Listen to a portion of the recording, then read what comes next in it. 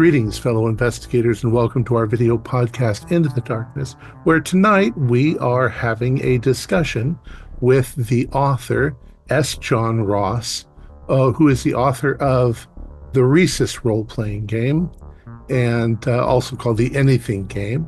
And we are also discussing a game that we recently played of his called A Kringle in Time. If you haven't watched it, it was a lot of fun. I suggest you go and watch it. So that being said, let's begin our interview and our discussion. Welcome to our channel. Thank you. So who all is here? I don't know how to see everyone at once, and I do not know Zoom very well. Oh, gallery view. There's a thing. Yeah. There we go. Yeah, there you can see everybody. Well, I'm Thom Raley. We haven't met, but Preston's told me a lot of things, and I've watched the interview, and I've watched a couple of your videos. I watched your Kringle playthrough. You were the witchy cowboy, right? Yeah, we had a lot of fun with the craziness of the characters. And you know, we didn't think at first that they were going to work, but they worked really well, including the AI vampire detective and the yeah, who played that character? That was Is he here today?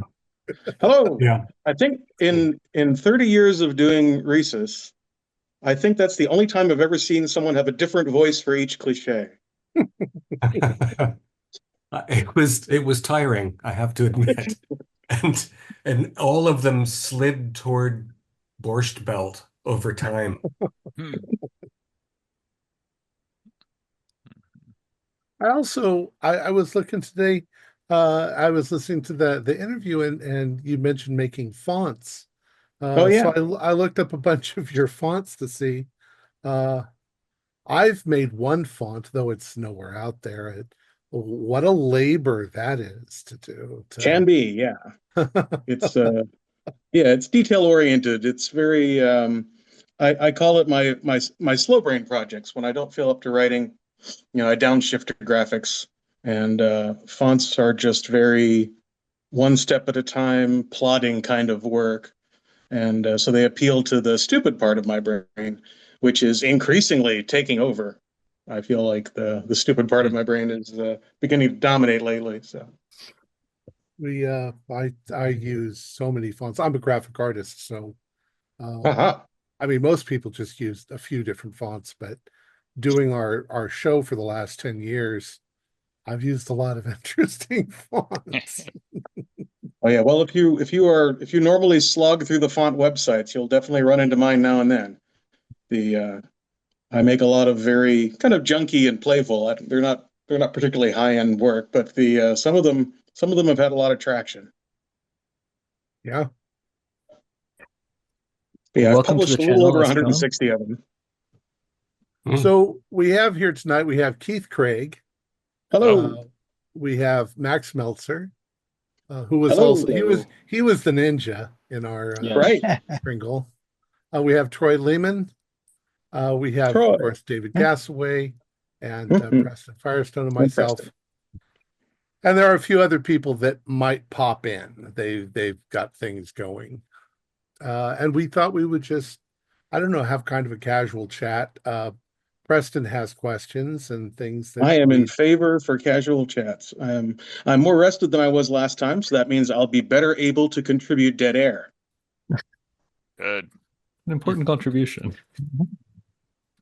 Last time I was unrested, so I just talked and talked and talked and talked. Now I feel I can stare pointlessly at the camera. Well, Preston, what do you want to talk about? Sure. I figured we might as well take this opportunity to do some Kringle in Time specific talk. You and I, Esteban, haven't talked too much about it. I've, of course, read the module. I shared the module privately with the folks who played through if they wanted to give a look at it. And we talked a little bit about the genesis of it, but I wanted to get a little more into the inspiration. How did this idea percolate for you? You talk about the sort of devilish girl you were dating who had you stand in for the mall Santa. Is that story really that true? happened? Yeah, that happened. Yeah, I think in the module introduction I changed her name to Melina from her real name, which was Melina. But the but yeah, she was a model who was working for a photographer friend of mine, and she enjoyed lots of dangerous things, including just recreational shoplifting. And yeah, we were in the mall on one of her recreational shoplifting binges, and the weird rom-com slash sitcom event occurred where they were suddenly in need of a Santa. Are And you sure her name wasn't Winona? I'm sure it wasn't. But yeah, she was fascinating. She sincerely believed a lot of really interesting things about having been kidnapped by Russians to test her psychic abilities. It was, you know, at a certain point in your life, you end up dating some interesting people. But the Christmas experience, the Santa experience, was kind of much more wholesome than expected in that framework. And that whole thing with the being recognized, a little later at the buffet, that happened too, just from someone that caught my laugh, and it's like, oh, it's Santa, and I was like, well, hey. So yeah, but the inspiration for Kringle in particular was just, to me, I've always enjoyed Christmas as a genre, and at the time it was a Tales from the Floating Vagabond project, and I had just put the finishing touches on Weirder Tales of Space Opera, and was feeling like I could get more, I guess, selfish with my genre choices. So I'm like, well, the next genre I want to do is Christmas, and that ended up not working out so well with me and Avalon Hill, but Kringle ended up, the need for playtest ended up spawning the creation of Rhesus, and then Kringle itself I got to present in a slightly modified form the years later. So yeah, at this point, of course, I'm working on aged memories, so none of this is to be relied upon, but it's what I've got left in my head. Hey, it's the story that counts, I think. Well, there were so many flavors to that story. And oddly enough, I didn't see them coming. I didn't expect the Dickens stuff, and I thought it was just going to be a romp through the cities trying to find Santa. The Avalon Hill didn't see the Dickens stuff coming either, which is why they wouldn't publish it. But yeah, and I told Preston this before. When I was told that they weren't going to publish it and they were going to cancel the contract, I thought it was about the Jesus material. That was my first. It's like, oh, I'd crossed the line with Jesus cannibalism. That's on me. Probably shouldn't have crossed that line. Why was Dickens bad as far as they're concerned? Apparently that was the blasphemy, just daring to mock the great Charles Dickens. I guess Dickens just was higher in the pantheon for the publisher than I had anticipated or can understand to this day. Yeah. My favorite treatment of Charles Dickens in role-playing games is without question to be found in the AADA Road Atlas and Survival Guide Volume 1, The East Coast by John Nowak, where he has a Car Wars auto-duel scenario between two duelists who want to kill each other over their various opinions of Charles Dickens. And in his description of their pre-duel speeches, where they explain their position and why they're going to kill the other person, it's pretty obvious which side Nowak himself was on. Right. Because he rips into Dickens pretty hard. Oh. And then later, as if in case you weren't clear from the writing which side Nowak was on, in the adventure in the back of that book, there's a librarian character, a post-apocalypse librarian, and he's there defending his library, and he's also cooking a fish over a burning copy of Great Expectations. What is going on? It's like, I would never harm a book, but that doesn't count. You guys were forced to read that in high school, right? Is that what it is? That's why you hate it so much? Yeah. That must now I personally don't have nearly the rancor when it comes to Dickens that Nowak does. But I did feel that making fun of Dickens was not only fairly well-trodden territory, but it was definitely an open game, and was genuinely surprised when it was not the Jesus thing. And Robin, my editor, I was like, is it the Jesus thing? And he's like, no, he doesn't give a fuck about Jesus. It's Dickens. So Holy infant. Yeah, holy infant, so tender and mild was my that's my favorite joke from the thing is the holy infant so tender and mild. It's a barbecue shop, Keith. I could guess as soon as you said the first line. I was like, oh, I know where that's going. The advertising tagline, it goes with the slaw. But everything about Kringle still makes me smile. It comes from a time when, because I was working on Vagabond and I was working with Robin, the editor, he had just come off of a stint at TSR. Mm-hmm. And his approach to Vagabond that Vagabond was to be a parody of role-playing games. So not just a parodic role-playing game, but we were specifically to see games and gamers as fair targets. Right. And in a way that was a little mean-spirited, frankly, because Robin had just come off this stint at TSR, and he was full of spicy opinions and emotions from his stint at TSR. And he was ready to be snarky about games and gamers in a way that I really wasn't, because I was young, new to the industry, and just full of love for role-playing games, full of love for conventions, full of love for gamers.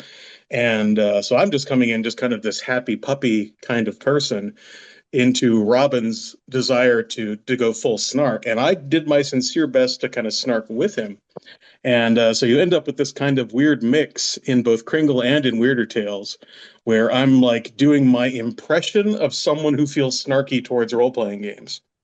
Right. But it is kind of a role play on my part. Was this before Wizards of the Coast took over? So he was dealing with this was before Wizards, yeah. Yeah, okay. Yeah, they were getting pretty legalistic at that point, I seem to remember. So and there was plenty of jokes to go around for TSR in particular. Nobody spelled TSR without the $sign for a while. Mm-hmm. And he had just come off of editing for some other people who were also new writers. Like he had just done 5 Coins for a Kingdom, which was one of Alan Varney's first long-form works. Mm-hmm. And so he was good at working with me, but I was honestly, in some ways, I was one of the more senior designers on the Vagabond team, having actually written something. Mm-hmm. Whereas the creator of the game, Lee Garvin, that was his first time near RPG publication at all. And so it was an interesting mix, an interesting time. And but Kringle still makes me happy, and whenever I run it, it still goes well. So even though it's kind of different from my normal design philosophy, different from my normal character as a writer, it still makes me very happy. And it's great watching the playthrough that you guys did. Well, it's highly likely that we're going to do it again because joy. we've got a lot of players, so we tend to pull things up and do them multiple times. Once I've played it, then I can. Then you like to run it. Sure. I had a group out in Fort Collins, and it was a D&D group that occasionally, I don't normally play a lot of D&D by choice, but I will kind of insert myself into a D&D group to look for gamers. And they were a really great group, and they played a Rhesus campaign with me. I played D&D with them. And then I decided to ask them to play Kringle with me. And 4 of them did. We did a couple of hard weekend Kringle runs. And after a while, I kind of faded out from the group. And they were still very D&D oriented, even though they were perfectly eager Rhesus players and great people. But I was just feeling kind of exhausted by the D&D thing. And so I kind of faded out from the group. And I felt kind of bad about it. But, I put it behind me. And then a few months later, about 6 or 7 months later, I was running a game at the local shop. And the GM from that group showed up at my table. And he had been running Kringle ever since. And not only had he been running Kringle, he had been running other Rhesus stuff for the group, because after I left, they wanted to do more Rhesus. And I'm like, oh man, now I really feel terrible. Because I had abandoned them, and they wanted more Rhesus, and the GM is now, as far as I know, still runs Kringle occasionally to this day. So, well, when we started out, we were doing almost exclusively Call of Cthulhu RPG. That was kind of our dedication. I'd always been a big Lovecraft fan, and I'd watched Lovecraft E-Zine, which is Mike. I can't remember his name all of a sudden. Mike something. Sorry, Mike. Mike Davis, of course. I'd watched his for a while, and then I kind of joined his group, and then we ended up starting our own group. And for the longest time, we focused just on Call of Cthulhu, and then we branched into, of course, Delta Green, which is just Call of Cthulhu.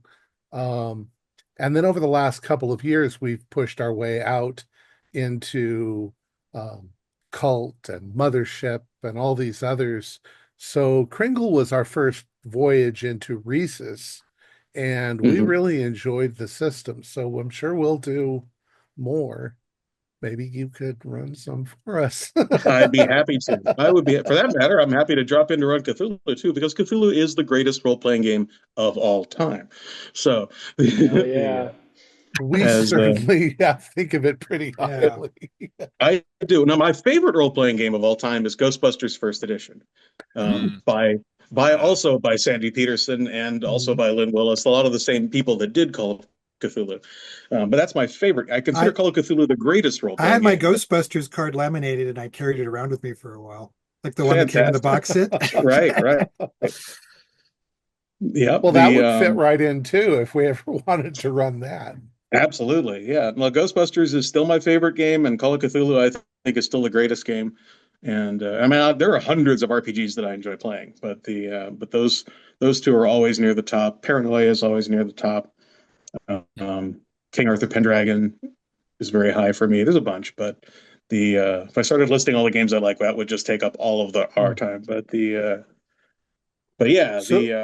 So our general focus then is just horror games. So I gather, yeah. If we can fit it into the horror genre, and I feel like Kringle fit right isn't in a far walk from there.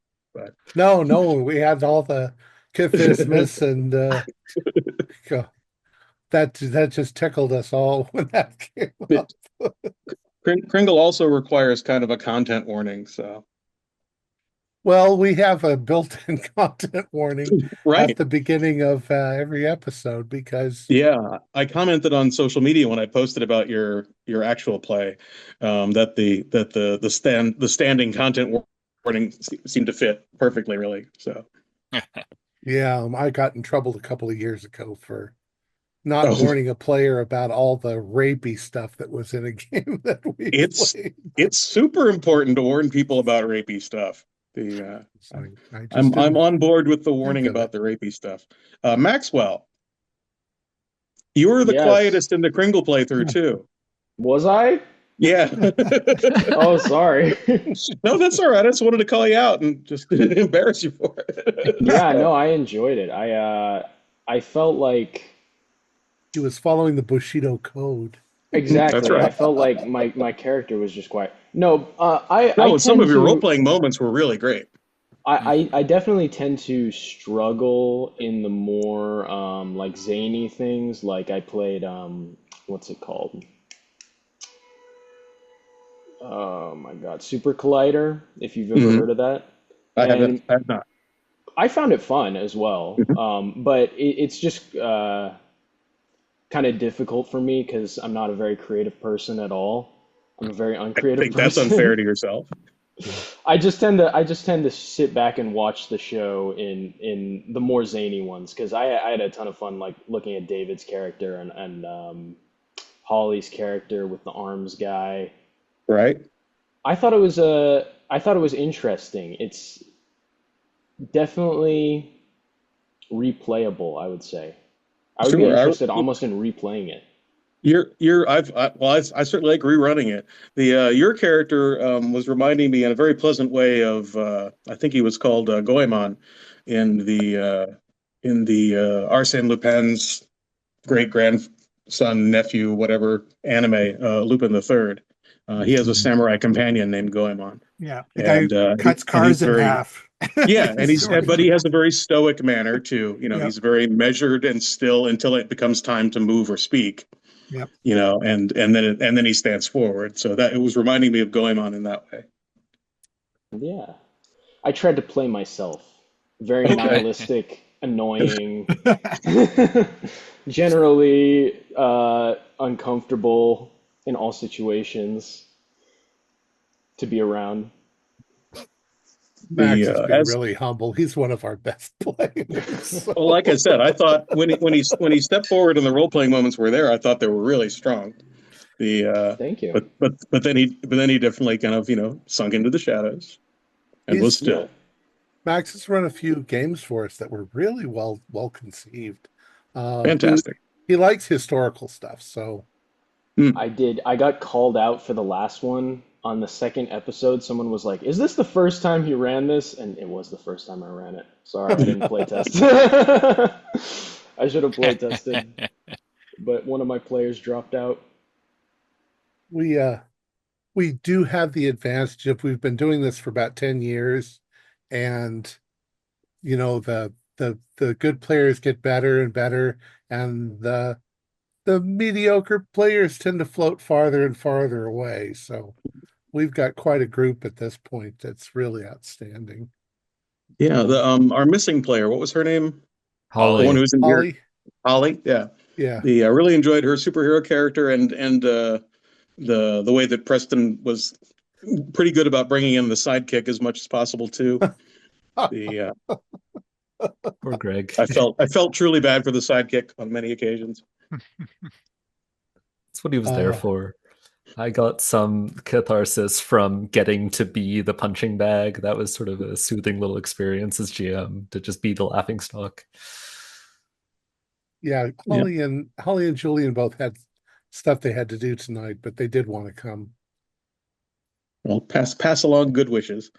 I'd like to just I like just comparing notes on when I'm sitting with other GMs who've run the same thing I've run, whether it's one of my things or something else. I like comparing notes and war stories and how differently they can go sometimes, and just the parts that we choose to leave in, the parts that we choose to emphasize, the parts that we cut for time or because it didn't feel right. We read the room, Yeah, we have the advantage of occasionally, especially the shorter games, we can run them. Geez, what have we run? Saturnine Chalice 10 times for 10 different groups, and I'm always looking for the next group to run it again because it's a good one. Do you have any favorite Call of Cthulhu ones that you've ran? The one that there are several that I've run many times. The one that I've run most often is probably A Love in Need, and I've blogged about that. That's in the collection Secrets from the late 90s. It's a Chaosium collection. And it's also a 1990s adventure, although I always strip out the modernity and throw it into the 1920s because that's where I usually like my Cthulhu. But it's a good little one shot. It deals with a kind of horrible, untenable situation where the situation is more horrible than the actual horrors.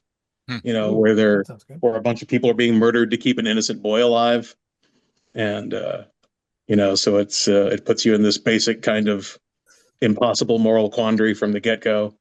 And although obviously PCs don't realize that at first, and in the process of investigation, that horribleness is revealed bit by bit. And I really like that one, A Love in Need. And that's Brian Salmon's one of his early ones.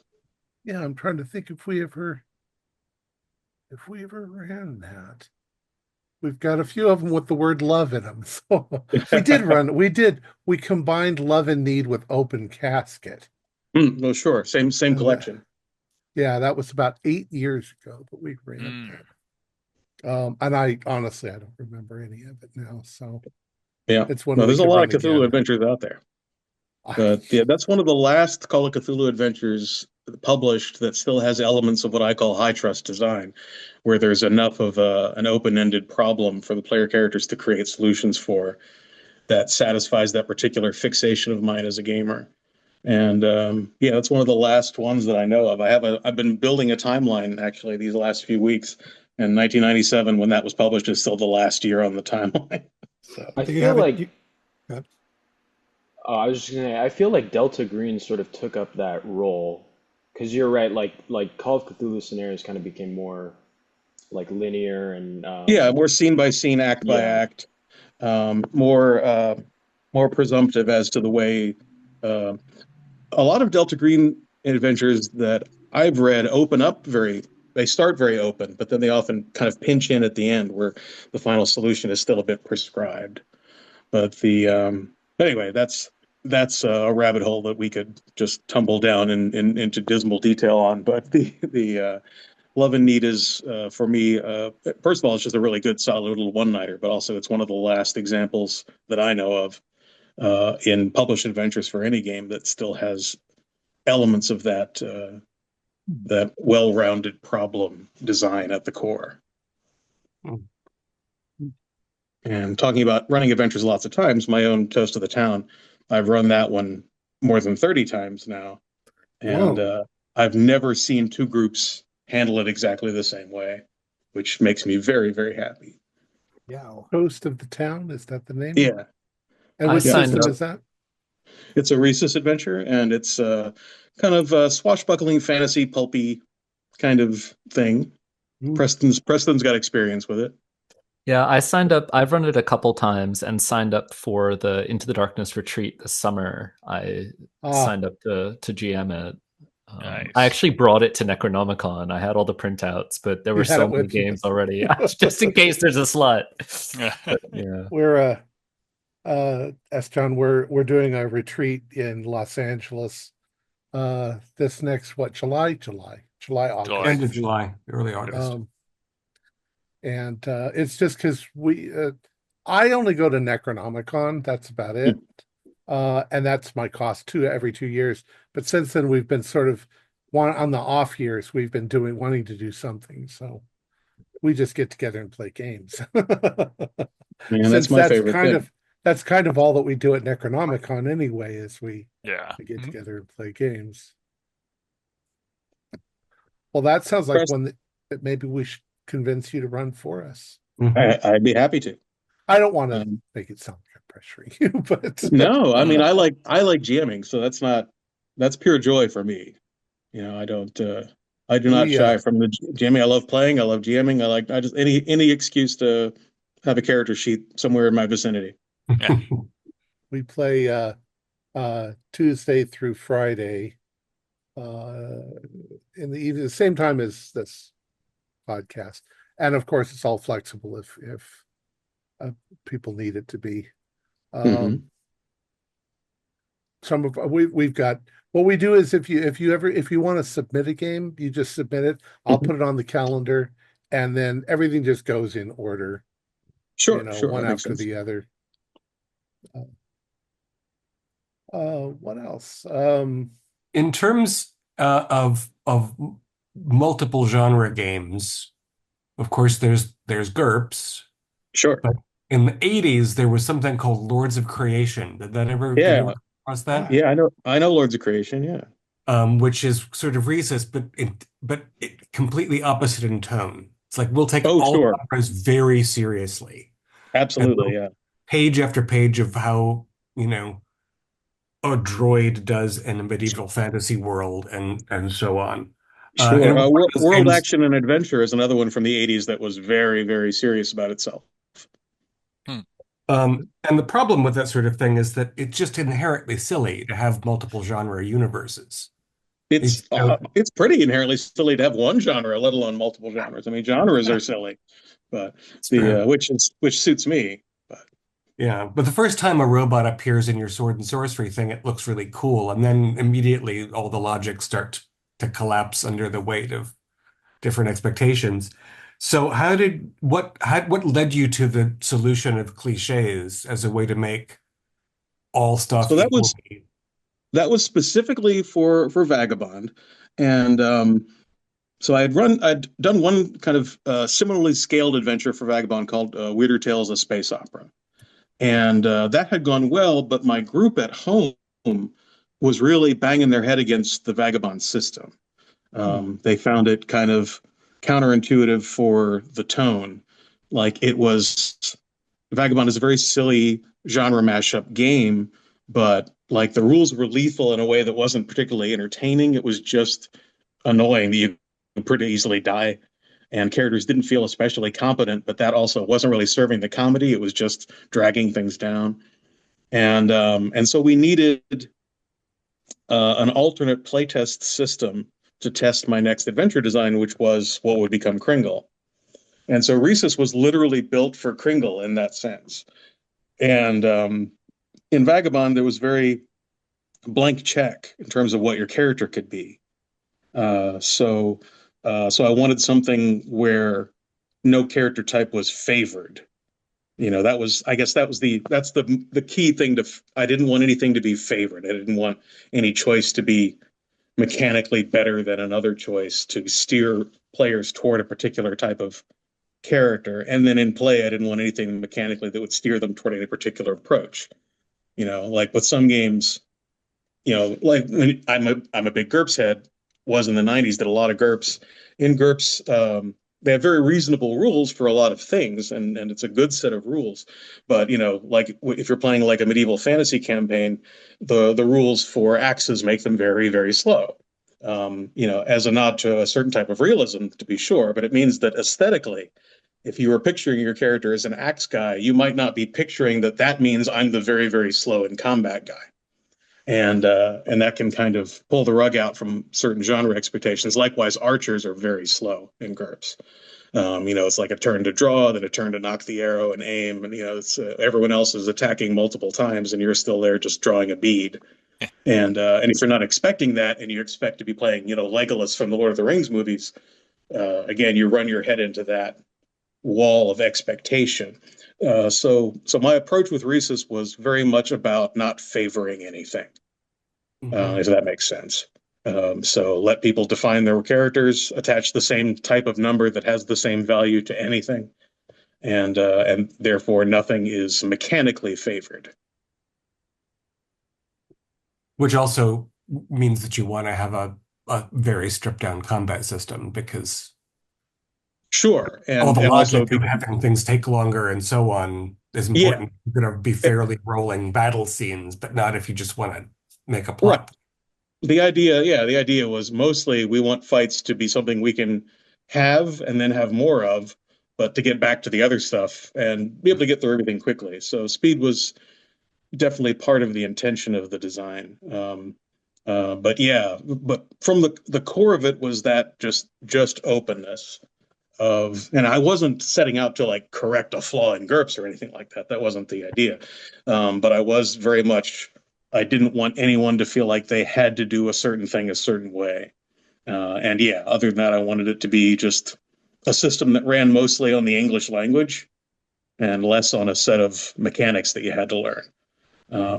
Although over time, Rhesus has learned to operate on lots of other languages as well. I have nothing to do with that, but it's been translated into like 20 languages at this point because it's such a short weekend translation project. Mm-hmm. Yeah, I was amazed seeing that the game source book is 3 pages. I did not expect Kringle to be, what, 60 something? 80, I think. 80 something, yeah. I mean, there are a lot of, there are some gags and visuals, but it's actually, I'm surprised. We're not always the speediest group. We are deliberative, to put it politely, chatty, indecisive also. That's my favorite part, though. Yeah, no, it's our flavor. It's what I'm fond of. But it could have. I mean, that could have been 8 sessions easily. Oh, absolutely. Sometimes we kind of wanted to do it in the Christmas season, so I think. Preston... I've run versions of Kringle that have taken 8 sessions. Like sometimes we stay in New York for 3 sessions. Your group sidestepped some of the material, and I feel like Preston deliberately cut out a whole Santa. And I'm not sure if it was deliberate or if it just felt in the moment like it wasn't necessary. Santa. No, the fake out Santa, the one who isn't one of the magic Santas at all, but the one who's the actual department store Santa, who just has the head padding fixation. That's right. That did get cut out. That wasn't intentional necessarily, but it didn't. There was never a moment. I felt like by the time we got to the upper floors, I had missed my opportunity to set that up. I agree, and since the I players, felt like it was happening reasonably in real time as I listened to the playthrough. Like earlier, they also missed out on meeting Philo Hackdream and his apartment full of kind of lunatic friends. Like that whole thing takes up sometimes a session with some groups. Sometimes they really get into Philo and his weirdo pals, and I enjoy playing Philo because he takes himself far more seriously than anything about him justifies. I And think in part it was because we were not we had not fully gotten into the tone of Rhesus. We were well, trying and to Kringle, solve problems. yeah, I feel like there was a couple of times when the group was like, "Oh, this is actually more of a Warner Brothers cartoon than it is a like I remember early on, and it was mostly just table chatter, not character chatter. But like when you guys first arrived at Jerusalem, there was, and I think some of it was from Thom, some like serious discussion of the historical events. And I'm like, oh man, this adventure does not have anything for you. There's not much serious historical anything here. This is biblical Jerusalem as imagined by like I said, a Warner Brothers cartoon after studying one visit to Sunday school. So yeah, I mean, there's a there are a moment few. in there where when I kind of realized, okay, we're just having fun here. We're not. Yeah. This is there's got to be a barbecue restaurant, and there's, I mean, there are a few in the text, not so much for the players, but there are a few deep cut historical jokes for the reader. But not really, there's nothing in the adventure that's about that. It is about spacemen with bubble helmets building a Jesus bomb. So exactly. I'll say, I guess this is a request for comments from all the GMs in the room, because S. John pointed this out about Kringle and Time, and it wasn't necessarily my intention. I mean, it was nice to finish it by Christmas, but it wasn't necessarily my intention that we get through it so quickly. And I feel like I struggle with that in general GMing, that I feel like the players move faster through the scenario than I anticipate them doing so. And I know as the GM, I'm not in control of that. no, But I you feel can like, tweak pacing, but you can't. Yeah, I mean, you can sit there with your metronome and kind of this is the pace, but the player characters are the player characters. Yeah. I Why mean, my I'm always like, at least with my home group, I'm like the pedal to the metal kind of GM. Like we'll get through a book like in half the time that like online they say it will take and everything. And so when I started playing with the online group, I had to really kind of like, okay, I gotta let this breathe more than like floor it like is my normal tendency for running a game. when I GM a game, I tend to be a spectator. I will give them the information. I'll try to do a good narration to project it into their minds what's going on, but I'm going to let them chat and deliberate and try to figure things out for themselves for as long as they want. And I've had some of my players get angry because they're like, it's taking 2 hours to figure out what we're going to do. And I'm not, and I'll text them and I'll say, well, there's nothing that says you have to agree with them or do what they're doing. And at which point those players will just get up and leave. No, they won't While leave they're the game, but deliberating, they'll I'll throw a grenade through the window. Yeah, that's right. exactly. And it's like wonderful. You do what your character would do. Right. Yeah, no, I try to read the room for frustration and tweak the pace in that case. But if they're not frustrated, if they're engaged, then deliberation is great. I'm like, yeah, go on, get into character, deliberate. As long as I can tell they're enjoying it, I have no intention to goose the pace. If I feel they're genuinely frustrated or feeling lost, then obviously at that point, I feel like it's my job to lob my own grenade in through the window, something to spur action. But So generally, I Preston, let them, as long as I feel like they're having fun. so Preston, it was the first time we played it. We didn't know what to expect. And so I think we were just sort of flowing at whatever pace we thought we should flow at. And you know that I don't restrict the GMs if they need another episode or whatever. They do it because I can always just bump the next games out. But it didn't seem that way to me. It seemed like we were having a lot of fun. Yeah, I felt that Preston rolled well with kind of reading the room in terms of where the PCs were aiming themselves. For a selfish vanity level, I'm like, oh, the fact that King Herod has so many dice in the Barry Gibb cliche never came up. And and that makes me sad on a very selfish level, but that's not something these characters miss. They don't know they're missing that. So the absence of the Barry Gibbness of Herod isn't something they feel sad about. So I can just cry into my Cheerios at home. Yeah, in terms of pacing, I find that pacing is more or less determined by how much description you do of the environment. Can be, yeah.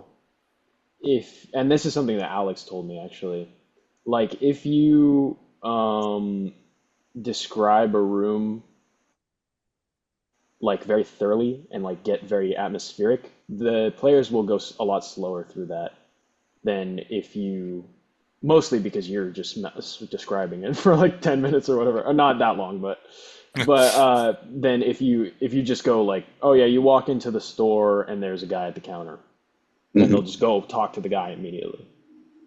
Yeah. But and it's they're also you get everyone has their own individual assumptions about what store means. And if suddenly action breaks out, then you'll have different people grabbing for different things based on their idea of what store means. And that gets very interesting in a fun way, I think. It can be conflicty, but mostly it's just fun. Yeah. Sorry, Thom, I stepped on you. You were talking. No, I was just going to say, I would mention about Alex.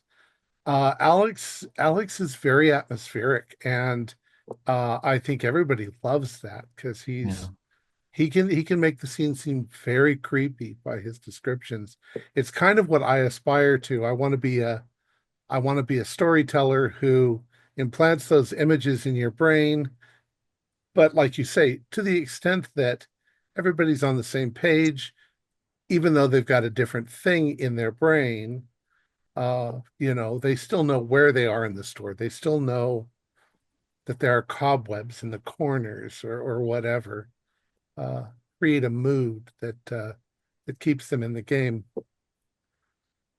Because I've experienced the opposite in some cases, where you suddenly realize where you are and what you want to do in the game, you're not there at all. And it's like, oh, well, I thought that I was standing over here on the stairs. Yeah, you can have those moments where someone was picturing something that really contradicts where everyone else is picturing. And then you just have to, that's when a good GM just does the necessary repair work quickly and gets everyone back in. Yeah. And Rhesus is definitely not anybody's first role-playing game in terms of running it. Although I heard Preston was one of his earliest ones, I think. It was my first, actually, because it was the first system I discovered that was simple enough that I could memorize the whole thing and never look at the rule book and play. I've met a lot of people over the years who told me that Rhesus was their first, and I used to be horrified by that because I'm like, everything about Rhesus is built on the assumption that you already know how all this works.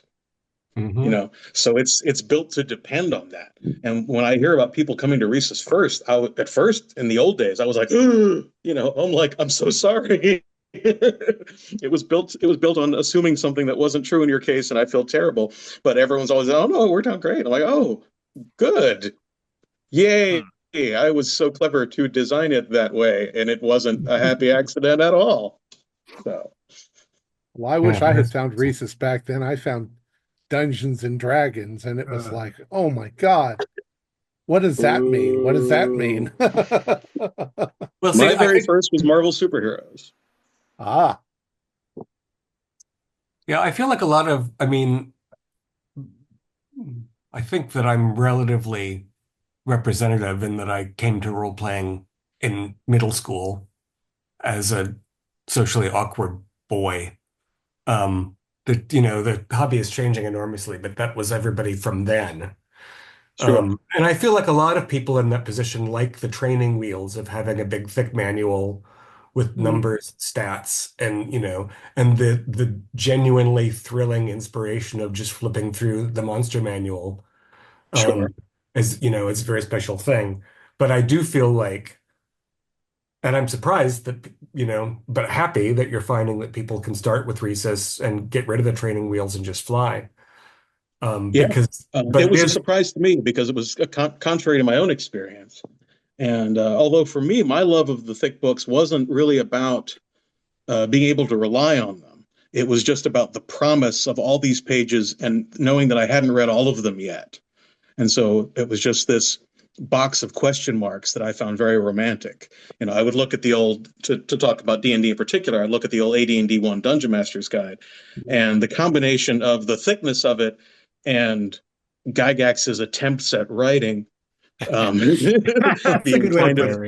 being kind of stuffy and faux academic and kind of like you could tell like he felt he should be wearing tweed with elbow patches whether he was or not, and that kind of thing created this kind of romance where I'm like, oh, the next page could contain something arcane and fantastic, and it never did, really, never, not a single page, but that promise was always kind of hovering there, and that drew me into the. So I still love a big book, and yeah, I mean, people have pointed out Kringle is an 80-page adventure for a 4 or 6 page role playing game, depending on which edition we're talking about.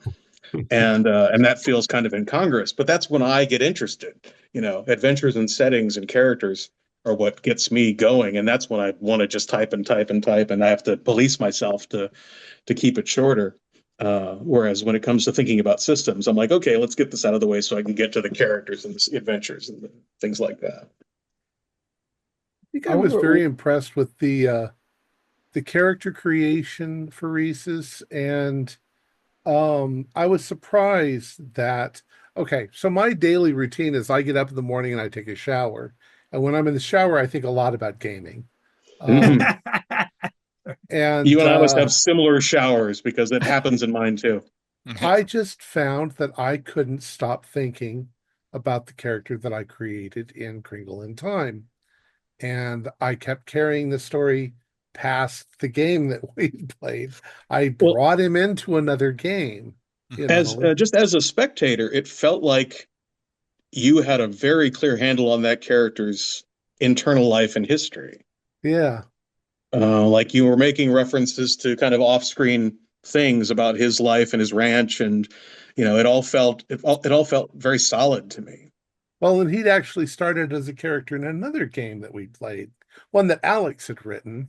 And it's just become such, I still think about that character in the mornings just because it's such a cool character. And I think that it was because of the way that it was created, and the way that it fit into the Rhesus system. One of the things that I really love about Rhesus on the topic of character creation is I find both myself and players will come with a clear concept in their heads of what they want the character to be like. I want to be a frog with a hurdy-gurdy who sings medieval Icelandic sagas and wears a sash or whatever. We've all been there. Exactly. And trying to translate that into like Pathfinder 2e or whatever is just going to drive you crazy, and you're never going to get it right. You have to bend yourself into pretzels and make those pretzels fit a certain set of predefined pretzel molds. Exactly. Whereas what I said is more or less already a Rhesus character. You just have to put in new lines to separate the cliches and tack some numbers. Toss in a couple of numbers next to the strings of English text. And it treats your concept as good enough to run with, because it is. So, which I really appreciate. To bring up another of your game design concepts, it leans so heavily on the invisible rule books. Right. And I noticed this in Kringle too, that people immediately knew where we were at. They knew what the setting was like, and you as the author, especially there's this explicit moment in the final chapter at the North Pole where you give us the directory, handout, and you say it was purposely cut off at the bottom to leave room for the GM to say whatever the players ask for, it's there somewhere. Right. Cool. And to imply that there are thousands of locations in the Citadel. I don't know if everyone got the Isengard joke. Yes, I didn't until a certain point. But there's another joke that's a little harder to get, but I want to lay it out for you, even though laying out a joke ruins it. The shape of the tower is exactly the shape if you buy a flare marker, which is the marker I draw all the stick figures with, and then pop the little white thing out of the cap of the flare marker. That's the tower. It's shaped just like that. Oh. So it is the cap liner from a flare marker, because the flare is what I draw all Rhesus stick figures with. Or, past tense, what I drew all Rhesus stick figures with back when I was the Rhesus guy. I'm here talking like I still am. But rest in peace. Well, rest in Big Dice Games. So. Big Dice Games. I don't know if the guys here know the story about the transfer sale of Rhesus. I don't know how much you can tell us. Oh, I can tell you pretty much anything. I sold it a couple of years ago, and now it's sold. That's the story. Fair enough. Good story. It's that midpoint twist that really makes it. Is that why there's the second copyright? Was that at the sale point? Because I noticed it was copyrighted like 2001 and 2023 or something. Oh, that's just from previous editions, because when you do multiple editions of a thing, some of the material is copyright under the prior years, and you're formally supposed to have it in a series like that if it's republished. If Big Dice Games ever does like a third edition of Rhesus, then they would add whatever year that takes place in, but they would keep the prior years. I also, as I recall from listening to your interview with Preston earlier, you also were involved in the Star Trek RPG. Yeah, the last Unicorn Games Star Trek, and then I was hired on the more recent Star Trek game, Star Trek Adventures, but walked after a couple of days. But yeah, so technically involved with 2 Star Trek games, but actually stuck around for only one of them. I recall this was prior to Into the Darkness, but friends wanted to run a Star Trek game, and I really was kind of impressed with the character creation part of the whole thing. I can't really say much about the game itself because I think the GM wasn't very good. It just seemed like we were reliving bits and pieces from episodes of the TV show. And ouch. I was like, can tell you what's going to happen next. But I thought the character creation I had a lot of fun with the character creation. If you were playing the Lug game, because there was also the Decipher game, and then there was the FASA game. Star Trek's had a lot of role playing games. The Lug game was designed primarily, I think, by Ross Isaacs, and I know Kenneth Haidt was involved, and a few other folks. I came in a little late on the project because I was busy with some other things, but I came in time to do a GMing and adventure design chapter for the core book. And then I did the Andorians source book Among the Clans. And then I did a GMing guide called the Storytellers something. It's the Narrator's Toolkit. Narrator's Toolkit. That's what it was. Yeah. Narrator's Toolkit.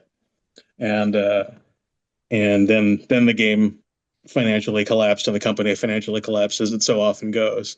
And it was all sold off to actually WotC bought it all. I really enjoyed the Narrator's Toolkit. It works, even not having read the main book or planning to play that particular RPG. I feel like even for Mothership or something, it still is applicable wisdom. Yeah, I always try to keep my GMing advice kind of like system free, really, because I think most of the important things that a GM needs to think about are about the game world and about the characters, not about the mechanics. Certainly in the kind of games I like, anyway. And that's one of those books that has gotten me weird but happy responses. Like, I got a really nice fan letter from the wife of a gamer who, after the gamer read the book and liked it, she picked it up idly and ended up reading the whole thing and just wanted to write me to tell her how much it was a help to her in her work as a choreographer. To which I was like, huh, huh? Thank you. It's one of those things that happens where it's like, I'm just glad that something happened where you reading that book touched on some part of your mind that you found useful in a way that, once again, I am happy to take credit for whatever accident has occurred. It completely transformed jazz hands. Yeah, exactly. Oh. It's clearly my God. design intent from the get-go. And my contribution to the world of dance is finally realized, and that my lifelong dream. No longer am I just this sad little boy in shiny tights dreaming. What is your approach to writing? Because I find it very difficult to write more than one page. All my scenarios are one page. Oh, I wish I could write 80 pages. I find all writing difficult. I find the first page difficult. I find the second page difficult. Writing is one of those things that I really enjoy it on one level, which is where I'm reading something I've just typed and I'm like, yeah, it was good. But actually doing it, I find it pretty miserable, honestly. It's addictive. But I don't know if I have any constructive approach to it other than I'm always feeding my head. I'm always reading and I'm always taking walks and I'm always like looking at the world around me and just feeding my head. And then that gives me stuff that I have to get out. My head gets full of things and I want to express it somewhere or do something with it that I find interesting. But yeah, my approach is I feed my head and then it spews things. I liked very much what you said in once again, the interview with Preston about favoring story. You write your stories so that that the GM can read them, but then he can run the games with a cheat sheet. Right. And yeah, the idea is they're not reference work so much as something that the GM pours into their eyes and then they can work from a quick reference. And I tend to do the same thing, even with large campaigns like Horror on the Orient Express. I've got cheat sheets for each chapter because that's really all you need when it comes down to it. You got to read the whole thing, but yeah, I think I haven't published anything, but I think that I would definitely go in the direction where there'd always be a cheat sheet for. Yeah, like in the old days, I used to always make a cheat sheet for myself whenever I was running a module. And so now in my last couple of modules that I've published, I just include a cheat sheet. Just like, well, I think it's good to have one anyway. I might as well take a moment to include one. Yeah, it's extremely helpful. The one for I did an adventure called Slimes in Blossom Grove. And Slimes in Blossom Grove, the cheat sheet is like a bunch of talk balloons surrounding the village map and just the talk balloons pointing to the part of the map where they're relevant. And I really enjoyed putting that together because the cheat sheet is just a map with a bunch of balloons attached to it. And it's, then again, you should read the module before using that. But after that one page is good to go. You're good, ready to run. So do you have any projects you're working on now? Any big ones? Oh, yeah. My two front burner projects are one is called Hammondal Light of the Candle Islands, which is a fantasy city. And that's a fantasy city that, I always go in with a kind of sincere attempt to respect kind of traditional genre approaches. And then by the end of it, I've gone somewhere a little bit weirder, but I still have one foot in the respecting traditional genre approaches. And Hammondal is like that. So it's like a regular fantasy city where there are like dwarves and humans and, the occasional elf, but the population is also 17% Muppet. And there are trees that go there to die. And yesterday I wrote about a castrated minotaur who has a haunting singing voice, and just things go in their own way. But there is I always talk about like the swimming pool. You've got the shallow end of the swimming pool and the deep end of the swimming pool, and you can safely splash around and be reassured that if you're I want to play a human fighter, that works. You can stay in the shallow end, but there's all this other weird stuff that you can delve into if you want to be rewarded for the reading time. And so I'm really enjoying Hammondal. I've wanted to do a city book my whole life, and it's given me an excuse to revisit over 100 fantasy city guides and just stuff those into my eyeballs and enjoy them. And just writing the bibliography where I praise the 25 favorites of those has been fun. And then the other thing I'm doing is a series of articles that I call the Trusty GM series. And that's back to that adventure fixation of mine on problems that can be solved in uncountable ways.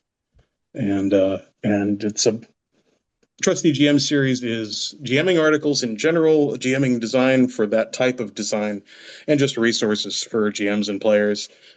Essentially, it's if you're familiar with the Rhesus Companion, or if you're aware of the existence of the Rhesus Companion, it's what I would be writing if I were still writing more of the Rhesus Companion. So. Following along with the production of Hamendal on the blog and on your Mastodon, it's been incredible to see the detail and love that you're putting into the project, seeing the maps, for example, being developed, and then hearing about the incredible research you're doing, all of these little bits of detail that you're pulling out of an incredible breadth of nonfiction sources. Oh, sure. But I definitely do my research differently than some people. Like some people, when they're doing fantasy, they approach like medieval research. They approach history as like a set of rules they're trying to follow, whereas I approach it as a trash bin of weirdness that I'm dumpster diving through to look for interesting ways that people treat each other, interesting ways people behave, unexpected things that people really did that made you go, "Wow, humans are weird." And so that's what so I'm diving into the same books as a more serious medievalist does, and I'm in the same journals and the same papers. Just there, I really should devote a whole page of Hamendal just thanking whole entire university publishing houses for some of the stuff that I've pirated, frankly. But yeah, my goal in history for fantasy is to just plumb the weirdness of people. And yeah, I'm fascinated endlessly by the way people behave. So, and I just find it very gameable to bring in strange religious traditions in particular is where people get really interesting. So that's one thing that, or go ahead, David. I was just gonna the fact that you brought up strange religious practices made me think of Dogs of the Vineyard, and wondered what your opinion about that is. Or I've never played Dogs in the Vineyard. I have it. I've read it. I admire it, but I've no actual table experience with it. So I feel like a bad person in that respect. I feel like it should be something I could have table experience in, but I sadly do not. But it's a game about, I guess, about the way people believe in a way that I find very interesting and engaging in theory, but I haven't had the pleasure. Yeah, I have only a smidgen, it is one of those things that I would like to have a deeper relationship with. Yeah, sure. So I played it once, and you indulge, and I guess, and I've heard after I played it, I'd heard a lot of people like to play it, but for the wrong reasons, and I'll explain that in a second. Sure. I felt that, okay, so here I am, I'm supposed to be a champion of the religion, even though I'm a young person who hardly knows anything about the world at all. And therefore, it should just be intuitively sensible to me what is right and wrong when I see it. Because what else have I got to draw on? I'm not wise. I'm like 18 or something like that. And so you go into a city and you find out what somebody is doing wrong. In this case, it was one guy who was like the town's person of like the paragon of like this young man who was going to be the next mayor, and he was perfect, but he'd been doing something wrong to one of the women in town, or just done something horrible. And I was going like, I'm supposed to be 18. I can't think about this wise. All I can do is channel what I think would be that anger that would make sense for someone. And so I took the guy to the town square and I beat the shit out of him in front of everybody physically with my fist. And I said, this is your lesson, because that's the only thing that made sense, because an 18-year-old could maybe conceive of doing that. Like, I don't know what else. And then so I was going like, okay, what did I get from that? I'm not sure. It was fun to play, but I heard there are people that played the game and they just use it as an excuse to escalate to shooting things and killing everybody. I'm going like, what? And it's just like, why would you take this game where you want to think about these things and just, there are lots of games where you can shoot people that require less upfront investment in thinking about it. So if you just want to shoot people, there are games for that. Yeah. But yeah, I love characters of faith. I'm always kind of fascinated by characters of faith. One of my favorite Call of Cthulhu characters of all time, he was Paul Baudoin. He was a Congregationalist, and a Bostonian Congregationalist. And I did a lot of reading into that particular faith to get Paul in to be Paul in play and to approach things not as myself but as him. And just his faith was very core to who he was, and so I love characters like that. And when I write about fantasy worlds, I'm always leaning into religious aspects of it, just because I think it's where things get really interesting there. And so it's like I don't approach it in a mocking way, but like if I'll read about anchorites, for example, people who would brick themselves up, Yeah, and or live on top of pillars or some crazy thing. right, stuff like that is fascinating. But I'm thinking about how I'm going to use that as a GM, and I'm thinking having kind of a snarky old lady anchorite that lives in the wall of the local cathedral is a great contact for the fantasy private eye character to go and get scuttlebutt from. So when I'm designing that NPC, that's who I'm thinking. I'm thinking if she's this really kind of interesting, like, I think of her kind of as a crazy lady because she bricked herself up, and for 4 years she bricked herself up with a small child, which is another historical thing that they actually did. And so she's crazy, but she also listens to everybody, and she's there, and she hears all of the gossip that comes through the church, and the church is a social center as well as a religious center. So that kind of thing is the way I approach it as a designer and as a game master. Is that I'm like, okay, what is this character to the player characters, but at the same time, why are they like this? What does this feel like? Why is this satisfying to them, or why does this make them feel like they're doing something really right for their faith, or in their faith, or atoning for something, or whatever their motive is. Endlessly fascinated by religious strangeness. But I'm also, I'm a snarky atheist in real life, so I have that. Always found religion in a fantasy game interesting because the gods are demonstrably real in a lot of fantasy. In some, yes. Yeah. And so it's like going, yeah. So they act kind of strange, and it's like, oh well, they actually do have miracles come down from their gods and everything. At least in the Right, and that's fantasy one of the games I interesting play. questions in fantasy games to me is this the kind of fantasy world where it's even possible to be superstitious, or is all what I would call superstition is all of it wisdom? And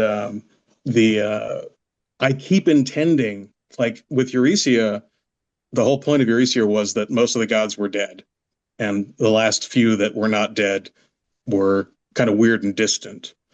But people still kept right on behaving as if all of the gods were alive, and including some that were probably never alive. And in Hammondal, I was like, okay, this time gods are real for sure. And that was day one. And by day three, I was like, I'm not sure if they're real.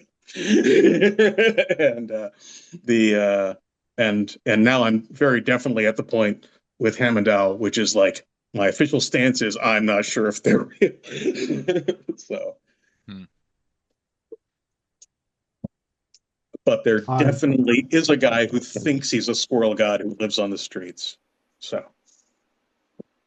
yeah, it's definitely it depends on if the person believes they're real or not. That's all that really matters, because the belief is the part I find interesting. Right. And the tension between, is this wisdom or is this superstition? I like that tension. I think there's a lot that can be found there dramatically and comedically. I've been trying for years to figure out a way to incorporate what my experiences were. But I find that in trying to do so, I'm Greek Orthodox. I would have to explain it to all of the players constantly because they wouldn't understand. Thom, I loved it in that Black Madonna game where you were describing the church and the incense. That was awesome. Like, that was actually very good at kind of building that sense of what it's like to be in a Greek Orthodox church, right? Yeah. I love an Orthodox church. I kept thinking of first experiences that people have when they walk into an Orthodox church, and it's so alien to any kind of Protestant. Oh, and the lack of pews. Like, I wouldn't have expected that. Yeah. It's like, what the hell? The incense and the candles and the singing and all of that. I've tried to find a way to incorporate a monastery into that, but the monastery, everybody thinks of what they've seen on television of Roman Catholic monasteries and so forth. Greek Orthodox are nothing like it. they're sort of like it, but they're not really anything like it. And I just found that I'd have to end up narrating all the details, as Sure. I went along. I did a lot of my experience with the Greek Orthodox is flimsy, but I did a lot of deep diving into the Russian Orthodox, which is a Russian corruption of Greek Orthodox. It's the same thing, actually. It is, but there are certain things that they emphasize. The Russian emphasis on the iconostasis, for example, the wall of icons, and just the whole art form that gets you into with the black lacquer paintings and stuff like that. I love that, and just the certainty that the saints actually live within the icons, that they are present. The Russian couples covering their icons before they have sex, otherwise the saint will see. Little things like this, which I find it beautiful, because I think religion's just super cool. And but writing about Russian Orthodoxy and the history of the Russian relationship with the church, especially Russian politics relationship with the church, the whole kind of twisted history of St. Vasily's Cathedral and the kind of cruelty that surrounded all of that. Just all of that stuff I find really fascinating. And GURPS Russia is a project from ages ago for me, but that stuff still sticks with me, and I still draw on not only the Russian version of Orthodoxy, but also Russian paganism when I'm doing my fantasy stuff. There's a lot of stuff around Hamendel that's very Slavic. Like every time I think I'm kind of doing fairy, I end up in Slavic paganism instead. Do you have like the singing baked goods they like to do, or whatever it is? I don't have singing baked goods, but I appreciate that. But I do have like equivalents of things like the Banik and the bathhouse spirits, and their approach to household spirits in general, seeing a healthy household as being full of spirits. I really like that image. I think that's a very interesting thing to be comforted by, is knowing that your household is full of spirits.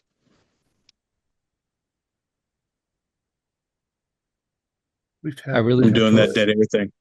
No, it's good. I really enjoy in Toast to the Town a slightly different application of religion, where you're very vague about the nature of the split, but you give a great deal of sociological detail about the fact that there's a schism in the religion in the town, and the minority group has been ghettoized and the majority group is associated with the state. But then there's the even further detail that the priest at the majority church does this ministry, but doesn't try to convert in the minority section. Yeah, no, I really like, because like as a cynical atheist, it would be very easy to just like kind of like paint religious characters in an unflattering light. But I actually really do find it beautiful. So yeah, the Ellentine-Lethaldian split. That's in Toast of the Town. Yeah, the Ellentine Church is the church of the crown. The Lethaldians are kind of outsiders, more associated with the poor and with rural communities. And but yeah, I wanted the Ellentine priestess. She's a sincere person of faith. She's there. She's acting out of love. She's there for community, and she sees it as her mission to help people, whether or not they carry her banner or flag or whatever is not her concern.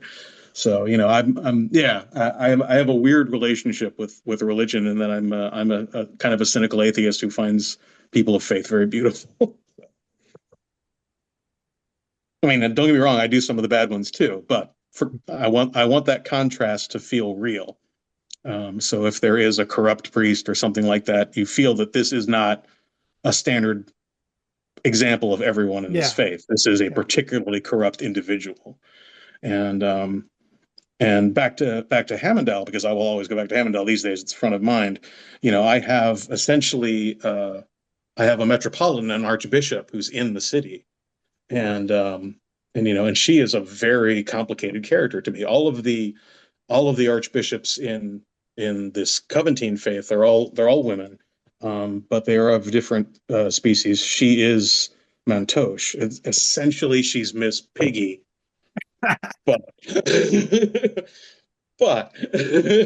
But her political relationship to the Coventine Church is more important than that, and her relationship to the church's land acquisitions is probably the thing that comes up the most, because the church is trying to take advantage of the empire's instability at this point and increase the wealth and holdings of the church and form a bulwark against this kind of economic invasion by the Boronese. blah, blah, blah, blah, blah. But the point is she's Miss Piggy and she runs the church in this town. So yeah.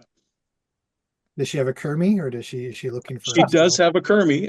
There is a Mantosh character who's in the local theater scene, kind of a little up and comer, and there is kind of a romance there that is whispered about publicly, but not publicly acknowledged. And so yeah, there is a Piggy and Kermie relationship. Pretty much all of the major Muppets and many of the minor Muppets have some equivalent in the setting, which of course for trademark reasons will never be acknowledged in print. No, of course not. But I love the Mantosh, and I go silly with them, but then I also go dark with them, because to me, fantasy races are always going to be useful as a metaphor for, modern community relations and race relations. So you've got the fact that, some people resent the existence of the Mantosh, and that the whole concept of the scarecrow involves, dragging a living Mantosh and nailing it to something and leaving its corpse as an example for things. So things get real dark real quick talking about the puppets. So it's wacky. There's a Fozzie Bear guy. I tried to get Nathan Decker here tonight, but he was also busy. But he's run a Call of Cthulhu where the puppet world and our world crashed into one another. Love it. He's got a Miskatonic Professor Diggleby, who's a puppet. That's absolutely blue. None of us saw it coming. It was absolutely hilarious. He's had 3 games, I think, now with Professor Diggleby. That's fantastic. The show. Yeah, that's puppety characters in games has just been a thing with me for a while. I just love it when it can come up. So this is the first time I've ever been able to center it in a world design. So that's been really happy stuff for me. I used to always have like Muppet themed stuff in my old days of the Blue Room and things like that. I've always just been a Muppety guy anyway. But so yeah, it's I like to collide things that I like together in ways that are both heartwarming and disturbing. Sounds like I would like this guy very much. Hey, yeah. Mm-hmm. Let David know the Diggleby out of the danger spoilers zone. are done. Yeah. Oh, good. I was just about to spoil one of them, but I will not do it. Yeah. Don't. No, I just told him he was good. I won't. No, don't. So to bring it back to Hammondall, as seems to be the trend, and our conversation the other day, John, you mentioned the difference between, was it lore and gameable content, and yeah, you're well, as building a high trust designer in particular, to me, like to the low trust gamer who loves centering play on mechanisms, on game mechanisms, the core rulebook is the core rulebook. The tactical choices and actions are mostly defined by mechanized things, pieces of mechanics interacting with one another. Whereas for me, the core rulebook is the setting book. That's the facts of the setting are the things we rely on. They're the foundation we build an adventure on, and they're the fertile territory we build our characters from. And that is an adorable cat, David. Mm-hmm. The hello cat. And so for me, setting is serious because I'm designing the core rulebook for the campaign. I'm not sure if that was your question. I guess to push on that a little farther, because sometimes you read a book that has all kinds of flavor in it. Like the Pathfinder universe is incredibly elaborately worked out.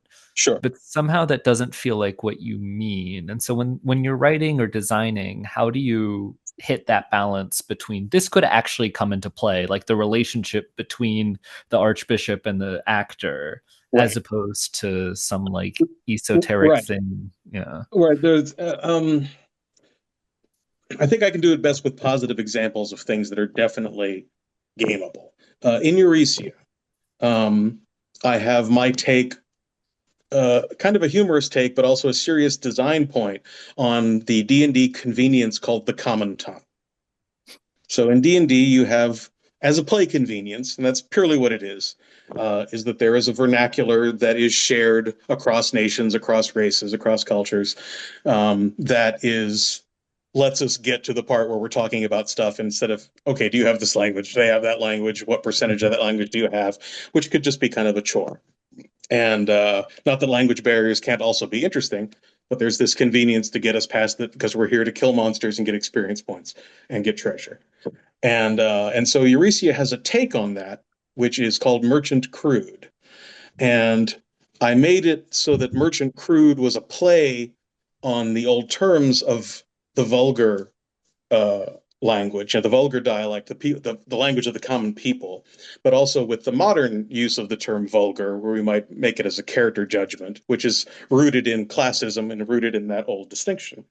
And so when you use Merchant Crude in Euresia, it's always obscene. There's no way to talk using the common tongue without essentially swearing like a sailor. Because it is the language of sailors, it's the language of merchants, it's the language of people moving cargo, and the language. So it's always a fuck ton, is it? It's never just a ton. It's a fuck ton. It's always there's always fuck tons and asses, and there's no way to talk in Merchant Crude without swearing, which makes it tactically more interesting because you still have the convenience of everybody being able to talk to everybody. But now you have a little bit of extra friction that you get to consider, which is, okay, we're talking to the fair lady priestess, does anyone know her actual languages? Because otherwise we're going to be talking about, boiling cunts. And, it's just going to be really terrifyingly vulgar instantly if we say hello in Merchant Crude. So that is, I think, a fairly simple but straightforward example of having a game world fact that is deliberately chosen to have tactical weight to it in a way that is role playable. It can be game meaningful and can also be funny or serious depending on how you're spinning it. So that I consider, I guess, kind of a simple textbook example of setting design that is game design as opposed to just backstory. Now, if I then wrote 3 paragraphs about how that language came to be, and there is like 1 paragraph about it, but if I expanded that to 3 paragraphs, at some point I'm just telling backstory in a way that has a diminishing return in terms of how much it matters to play. For some reason, so I like to emphasize the parts that can matter. It just popped in my head that it'd be fun to do an eulogy in that language. Sure. This guy who's got so many friends. You got to give it the eulogy so everyone can understand it. So you're going to give it in this swear language. Absolutely, old Falstaff, but fuck him in the grave. He was a true piece of shit. Right? It's funny because you were talking earlier about religious traditions, and I could honestly see the religion saying, well, it's important that we speak to the people in the language that they're most used to. Absolutely. And that's the sort of thing that, and again, I have 2 goals, always 2 goals. There are only 2 purposes for me in world building, and that is stuff to make characters with and stuff to make adventures with. Everything else is filler.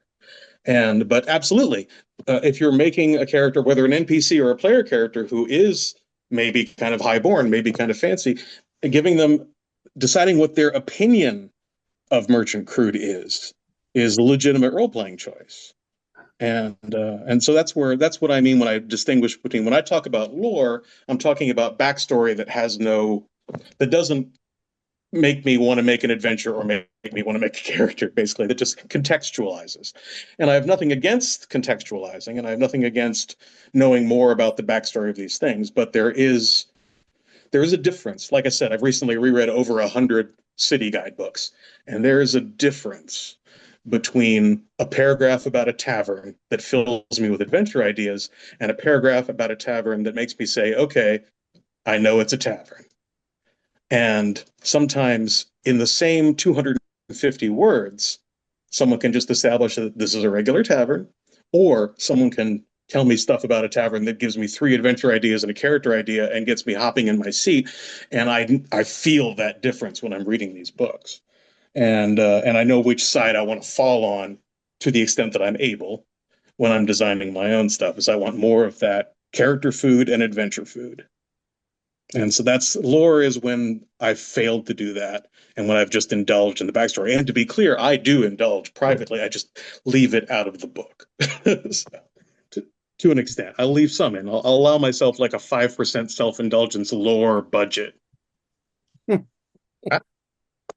I was curious about some of the cocktails in Kringle, you know. They were clearly not What's that? necessary. I'm curious about making some of the cocktails in Kringle. Oh, yeah. Those are legit. Obviously not necessary for gameplay, but I was like, oh, that's Not, interesting. but it could enhance gameplay. Cranberries. Huh. That eggnog also is the best eggnog. That's another creation that got me interesting fan mail. There was a bartender at the Miami Yacht Club who was very grateful for that eggnog recipe because it saved a workday and possibly got him a date. And Wow. And he sent me a long letter describing how that eggnog recipe saved his weekend. So the fascinating things you hear from people. Although that was more comprehensible to me than the choreographer, but I'll take it both.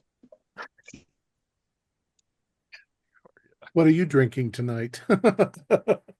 This is just grape flavored sugar-free drink mix.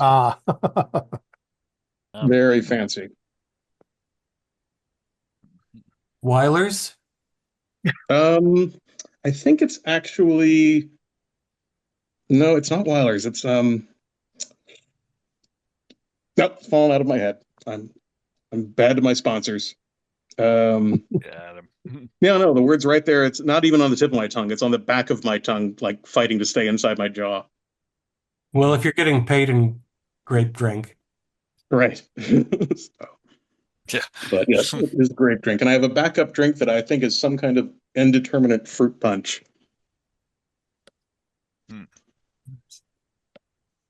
So what are some standout Rhesus characters that you have seen in your many years of GMing it?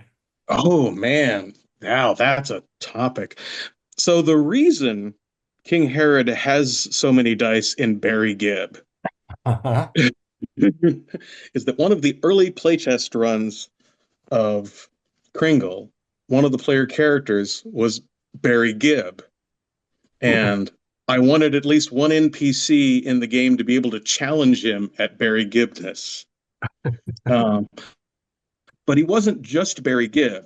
He was Barry Gibb if the Bee Gees had a cartoon show where they were secretly musical superheroes. So he was a cartoon superhero Barry Gibb. And the player who did that character did a really good and disturbing Barry Gibb voice. Which if you've ever heard Barry Gibb talk, it's something special. But yeah, just the sheer variety. 30 years of Rhesus, there's a lot to draw. Just thinking of Kringle runs, honestly, we've had polar bears that were riding inside of other characters, which just, I don't know, things get so strange sometimes. And just thinking of like my Euresia runs, some extraordinarily just fun fantasy characters. There was in the last extended Euresia campaign around, we had a character who was a robot butler, who had been a robot butler for a family of elves. And through various horrible events, the elves had killed one another. And the robot butler was just left to tend the house for years, while the elf corpses just kind of putrefied and then dried out and shrunk. And it was just this kind of sad centuries of just looking over the house of these mutually murdered family that it had been serving before before a group of lore seeker knights, delving what had become the ruin of that house, pulled him out and gave him a new purpose in life. And he ended up joining the order. So he was a knight dedicated to knowledge, who was also a butler who had this weird tragic backstory, and a built-in bar service. And, so he could serve drinks. And just a fascinating character who was kind of sad, but at the same time kind of determinedly heroic. He was trying to find something better among the living creatures than the construct that he was, and then the living creatures he had previously served. So things like that. when you let players create whatever and they don't feel they have to look to the rule book for what they're allowed to be, it opens up interesting pathways for them. And Euresia is a setting that is similarly very agnostic. It doesn't really want to tell you a lot about what kind of character you can make. It's very kitchen sinky, which I like to do. I like to have that kind of open possibility for weirdness, and then sometimes people take that in kind of silly and dismissive ways too. One character just wanted to play a goat that was trying to eat the universe. And so because nice aspiration. it had taken bites of everything else and it just wanted to actually eat the fabric of the universe. And that it had actually arrived from another universe it had already eaten.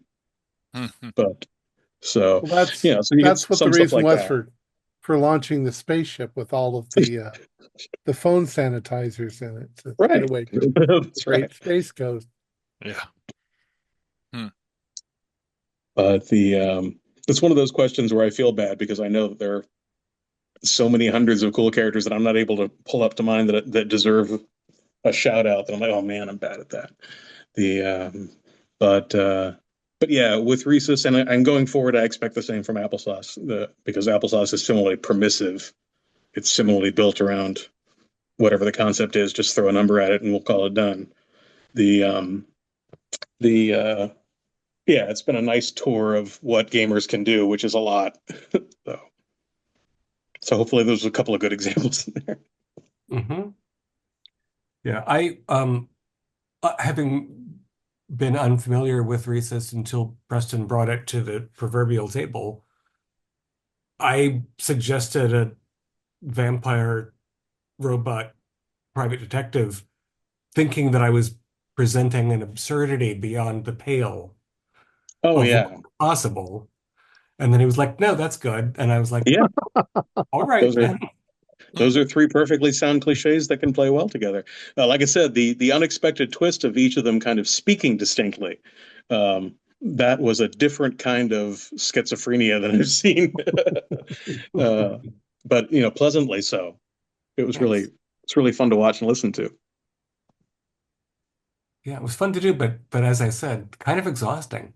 Sure. It's like running these other protocols while Yeah, trying no, to I find feel out I what feel like Santa's. as a player, I would have difficulty with that, not because I can't do different voices or jump track like that, but because I feel like the effort of thinking about doing that would take up a certain amount of my brain space.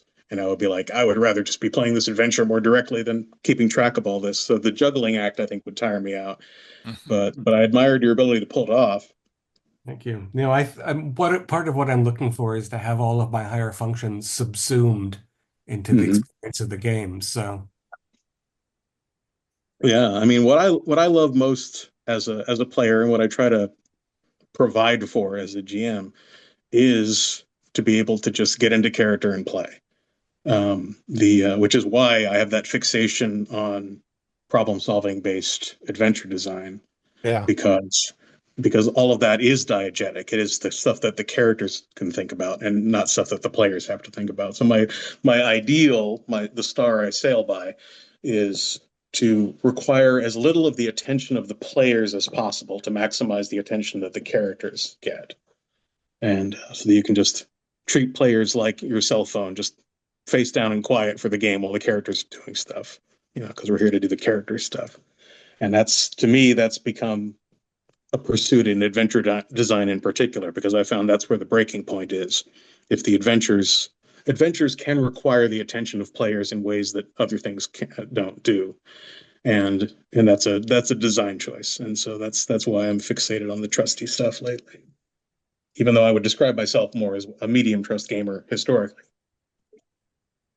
I wonder what's your opinion then on like an author like Scott Dorward, who he is like a almost a unique author because he not all of his scenarios have like a even a problem that gets solved. It's just a problem that ends up killing everybody at the end.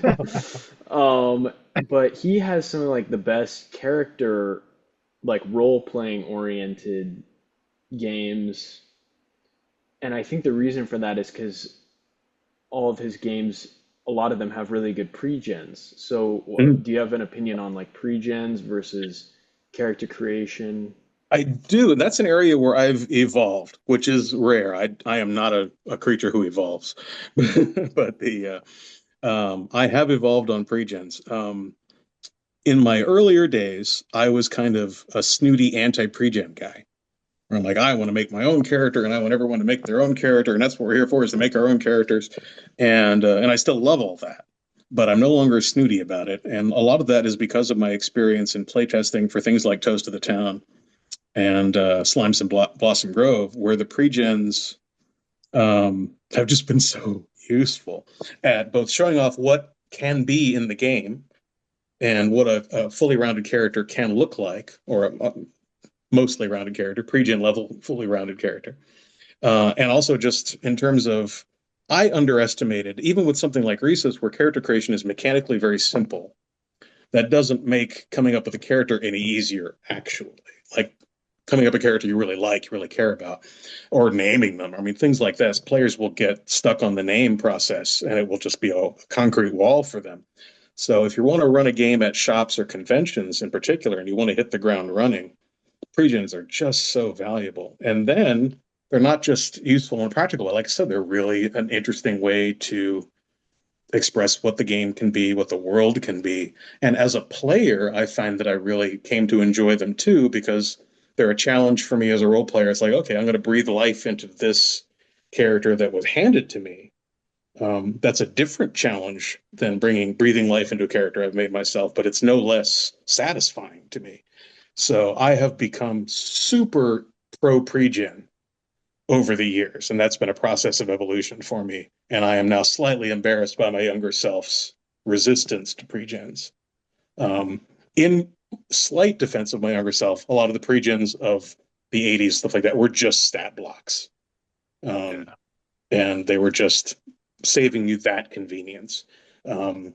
Whereas over the years, pre-gens, people have gotten better at what pre-gens can be, and they can be really interesting and connected to each other in interesting ways, connect to the scenario and the setting in interesting ways, express the themes of the game in interesting ways. So, yeah, my opinion on pre-gens right now is I love them so much. I love them very much, all of the little hearts for pre-gens.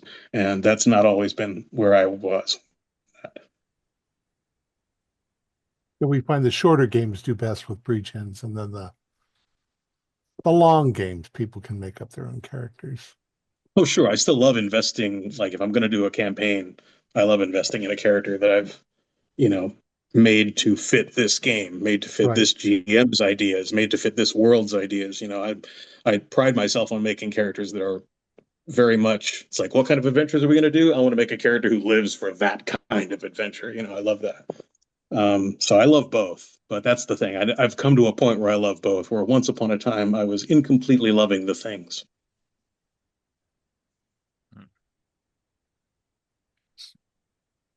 So thank you for asking me about pre-gens and letting me gush. Love it. Well, it's been about an hour and a half, a little bit more. It was delightful talk. Thank you. I like talking to gamers about game things. We hope that you join us and play some games with us. I want to GM. And GM some for us. We don't actually have to stop right now. It's just I thought I'd put a breaking point where I can cut the recording. Do some edits. Yeah, absolutely.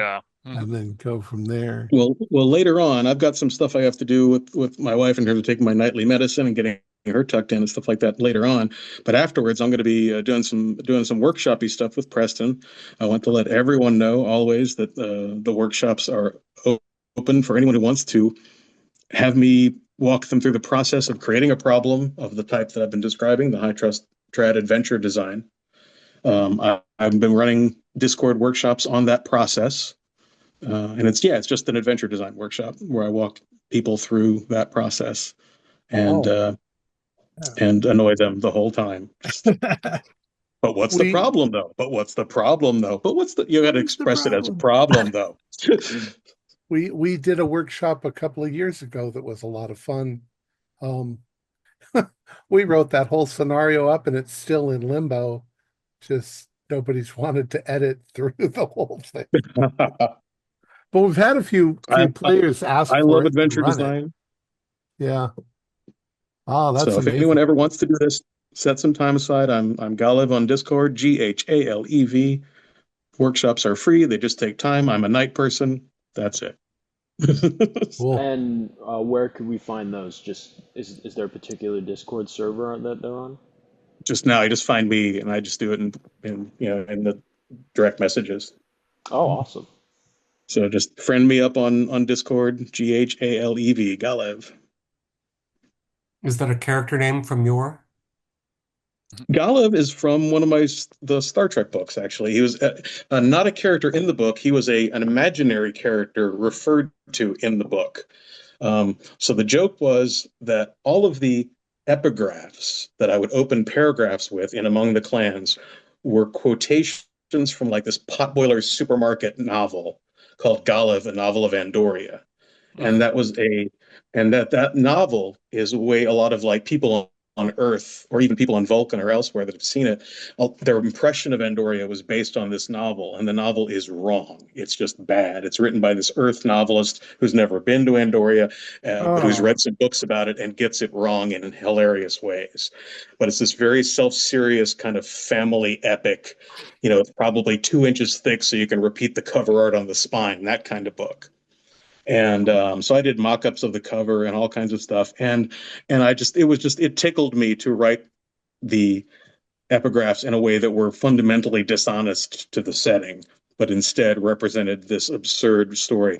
And Galev just means dude, basically, in the fake Andorian language that I also created for the book.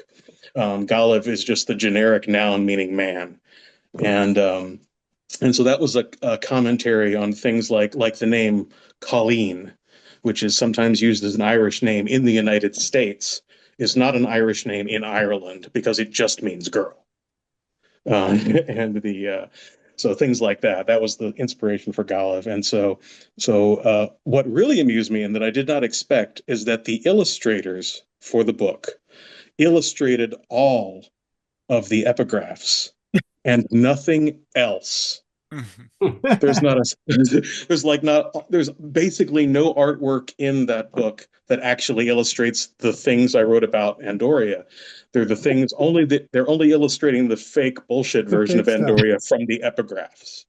But the artist found those parts the best parts. And so all of the illustrations are of the epigraphs instead of the facts. And that was not intentional on my part. I don't think it was intentional on the art director's part. I think the artist just decided to do that. Maybe because they only read the beginning of each chapter and thought that was enough. Deadlines that can wreak havoc or bring miracles. Yeah. Absolutely. So that was probably more than you wanted, but that's the backstory behind Galev. I like it. Nice. Dude. Andorian for dude. Andorian for dude. And Estron is super responsive. I was delighted I wasn't really expecting to get a response when I sent you the link to our actual play. And we exchanged emails and then moved over to Discord, and it's just been great to chat with you. Here's an enormous warm bowl of ego food that you might choose to ignore. No, that seems unlikely. I don't turn down an ego biscuit. We were really delighted when you paid attention. Man, I loved watching it. Loved listening to it. It's really interesting because you put down a thing that means a certain thing to you, and then you see a whole other group of people take to it and do it in their way, put their stamp on it, but it's still recognizably the thing that you made, but it's this different version of it. I just endlessly fascinating. Just the variety of play experiences that role players will bring to the table. Like I said, I'm still fundamentally, 30 years later, I'm still the enthused puppy designer that had to role play being snarky about role playing games. I'm still very much in love with the form.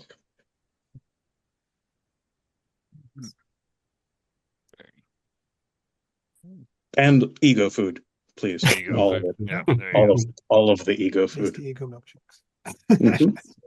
There's an actual play for my Innomine adventure, Feast of Blades, that went up last year that I'm going to sit down and watch sometime soon. Ooh. And I'm like, oh man, someone did the Innomine adventure. Wow, I didn't know anyone played Innomine. That's right. I mean, I know. I just thought it was this game that sat there. It existed theoretically for a short time, and then it stopped. Wow. It'd be like finding Whispering Vault playthroughs or something. Right. Yeah, exactly. Don't exist. Just though, but I mean, even with Kringle, I mean, Kringle is an 80-page Christmas-themed adventure for a 4-page role-playing game. That's not a recipe for commercial big time. That is someone who seems to be deliberately trying to be niche. So so the fact that it gets played is astonishing. But I still get nice emails about it from people who do. And I don't run it every year. I want to. I run about every 3 years, and love it every time. I'm in the middle of doing a preservation PDF of Weirder Tales of Space Opera, the Vagabond campaign adventure that actually did get published by Avalon Hill, because I got the rights back to that years ago with the intention of reimagining it as a Rhesus thing. And then I never did. And then the current publishers of Tales from the Floating Vagabond, because that is a thing, albeit again very obscure, were wondering why they didn't have that one module in their lineup, because Lee passed away, and I guess he didn't leave detailed notes about the fact that he'd sold it off, which is why that's the one he didn't republish. So they just put it up last year. They're like, here it is. We have it here. Just we never published it for some reason.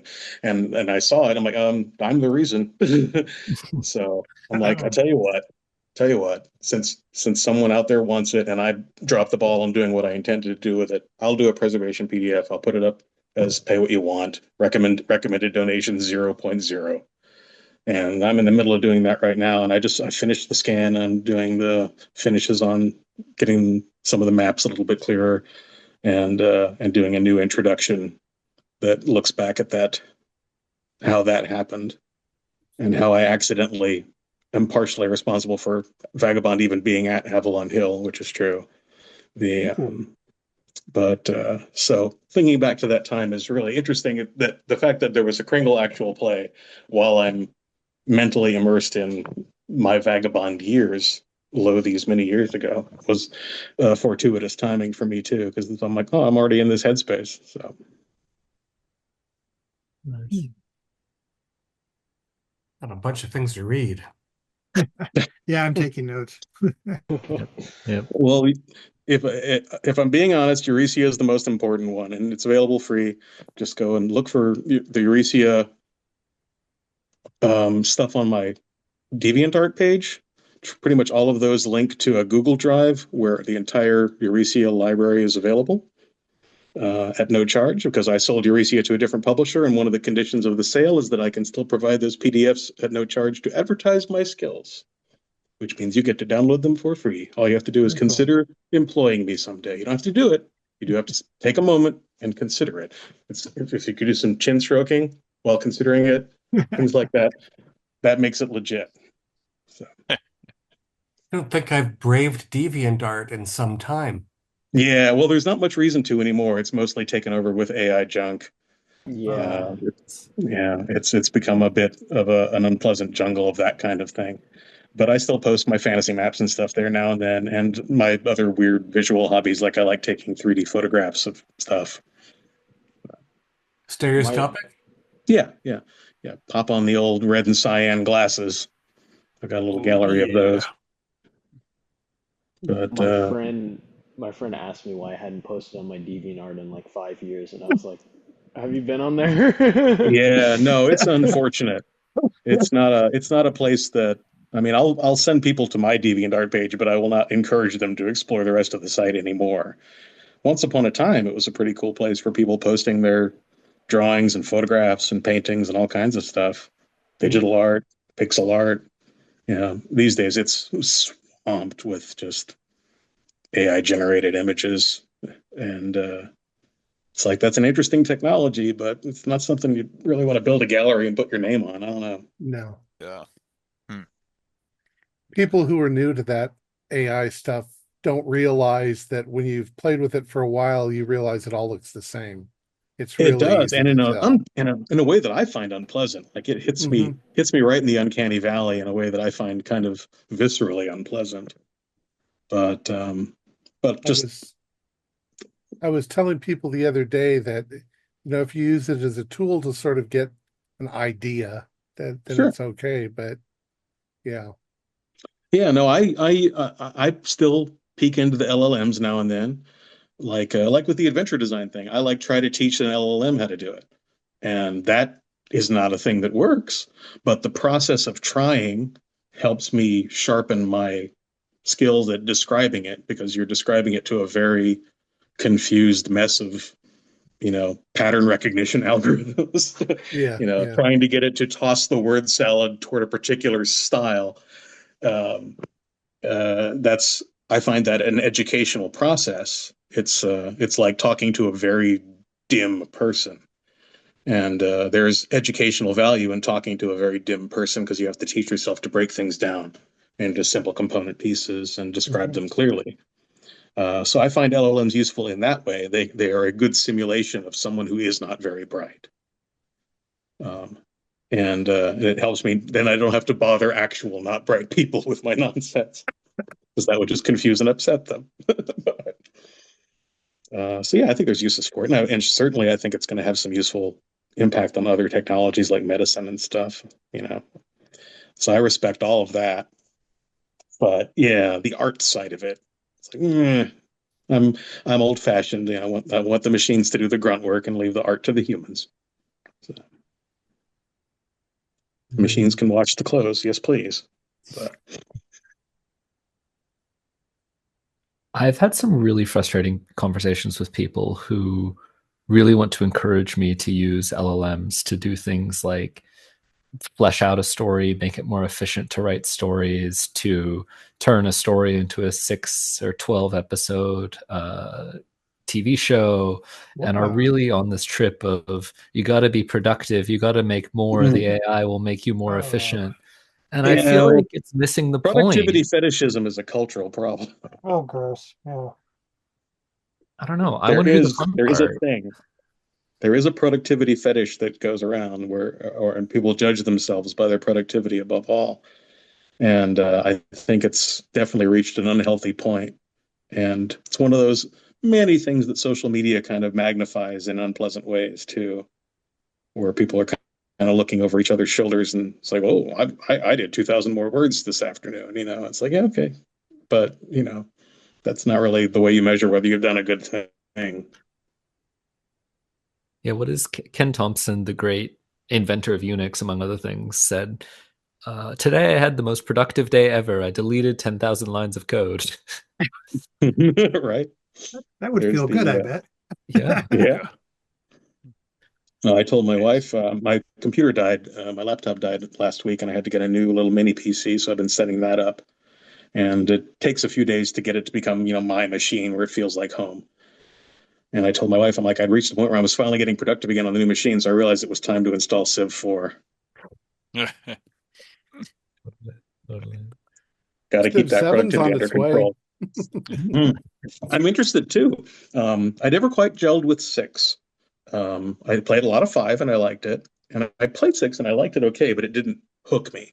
But the preview videos they've done for 7 actually have me kind of curious. I'm like, oh, that's interesting, that kind of thing. The changing chapters type of thing looks like it could be cool. It's complete non sequitur, but the whole civilization. I remember the very first version. Me too, yeah. And the very first version and the current version, it's exactly the same game. It's just a little different. Yeah. And it's like, that's, Jesus Christ, that's successful. You just keep putting out the same damn game. It is very much just an iteration of the same design, because it's a strong underlying design. And so it's still like, oh, okay, which actor do I want to be talking to me the whole time? And I usually go with Leonard Nimoy. But there have been many fine actors talking to me across the series, and And the new one's got what's her face from Game of Thrones and Star Wars. I think she's doing. So I'm looking forward to that because she's cool. It's just funny that it's one of those games that you just can fall back on when you're bored and you don't have anything else to do. Yeah. And you really enjoy it. It's properly engaging, even though it is very much the same thing over and over. And the fact that you brought it up, I'm thinking now after we get off that I'll probably oh no. Says 6 in place in. I know I've got ongoing games that I haven't finished. To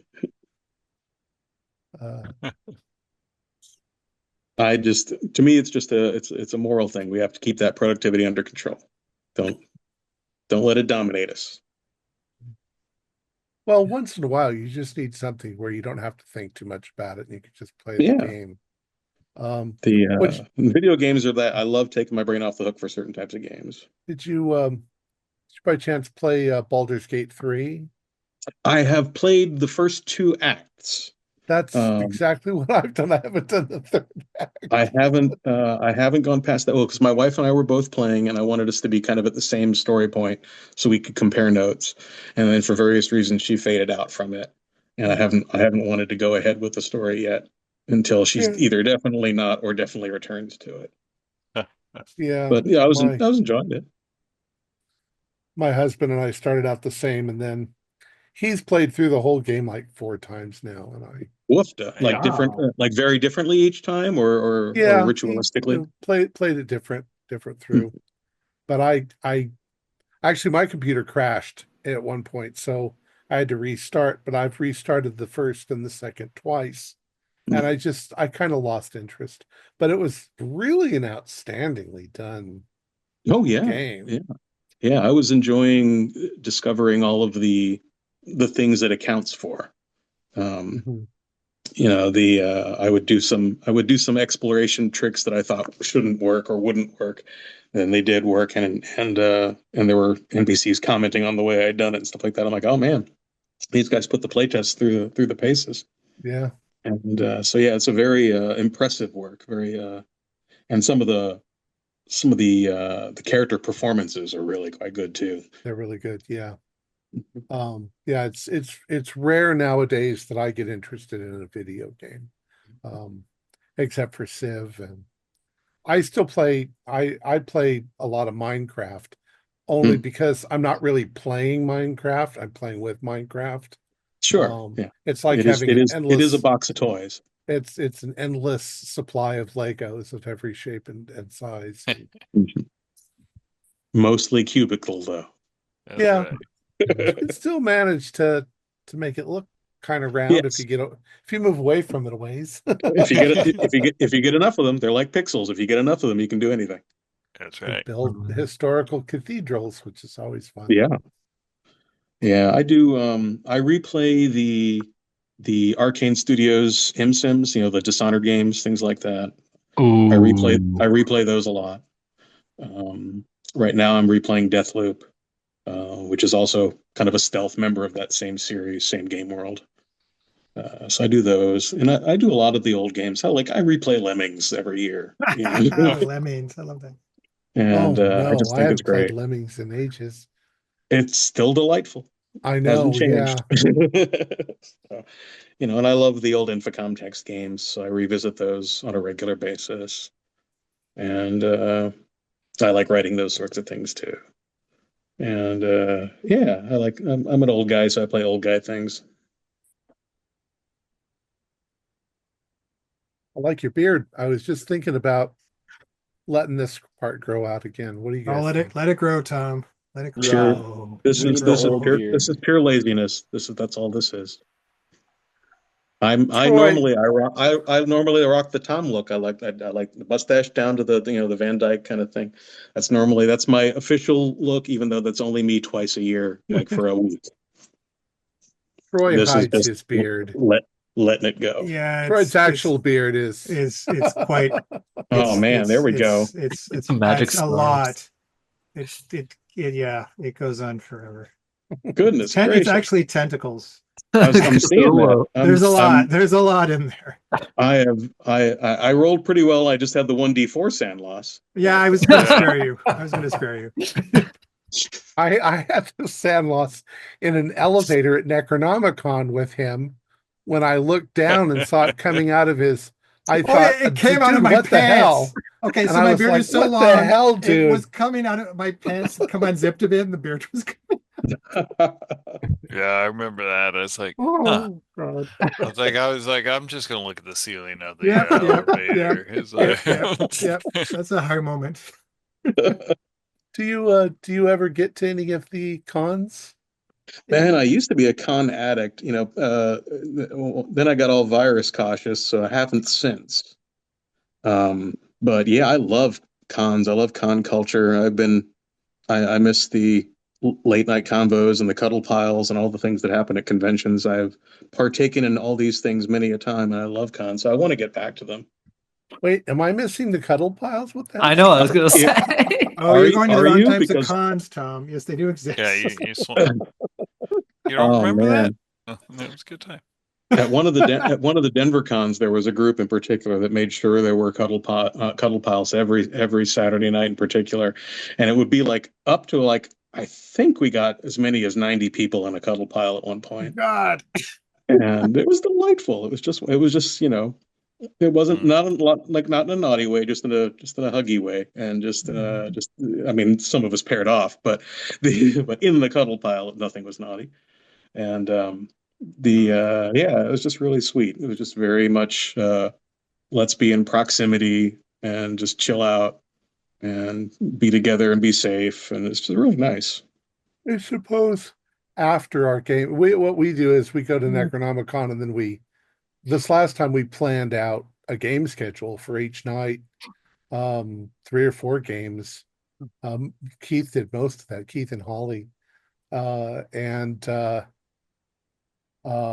mean, we just played so many games. And then afterwards, you sit around, you eat some pizza, you drink a little, and you chit-chat until late in the evening. Oh man, I love those late night conversations that it's 3 o'clock in the morning, and for some reason you're going into terrible amounts of detail on Star Wars technology, oh my, and politics. Why? We rented junior suites, so we crammed 12 people in there, and they're plenty big for playing games at Necronomicon. We're hoping to do kind of the same thing this time. Yeah, fantastic. If you want a short, amusing, and I dare say inspiring read, go to my blog and just look for the word tune. Just search for the word tune. Oh, I love that Tune. one. Tune is awesome. Oh my God. I tell a story about a dude who invited everyone to a tune game, and everyone came, and he just had 30 people crammed into his hotel room with all of and just threw the book away and did a thing, and it worked, and it's John, you weren't the one who did the Universal Tour Guide, was it? Was that you? No, that's Doc Cross. Doc Cross, okay. Yeah. I am so proud of myself for immediately knowing his name correctly and not forgetting it like I do sometimes. But yeah, that is the mighty Doc Cross did the Universal Tour Guide. I would love to write for Toon. I've never actually written for Toon. I worked at Steve Jackson Games. I'm a Toon enthusiast. In theory, I should have had the in and been able to do it, but I never actually did anything for Toon. I got to be the Car Wars line editor for a while. I was president of the American Automobile Association. I was a GURPS editor. You'd think I would have got around to some Toon. Yeah. Especially given my interests and proclivities.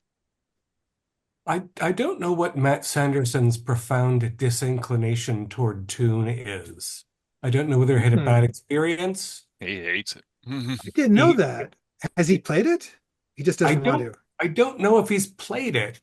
Whenever it comes up in any context, he has played it. Yeah.